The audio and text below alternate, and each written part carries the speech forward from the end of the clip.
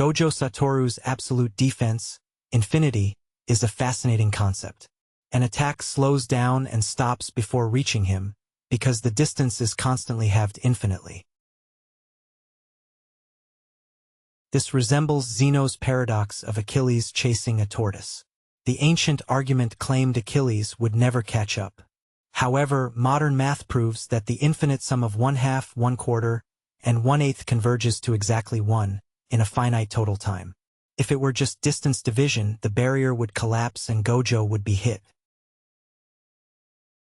Furthermore, the set of all subdivision points has a total length of 0, meaning it occupies no physical space on the number line. It is a negligible set, practically paper-thin and unable to block anything. So what actually keeps Gojo safe? The real secret is that infinity bends and stretches space itself. As an attack approaches Gojo, space is stretched like a rubber band. 1 centimeter becomes meters, kilometers, and eventually infinite distance, creating an endless road.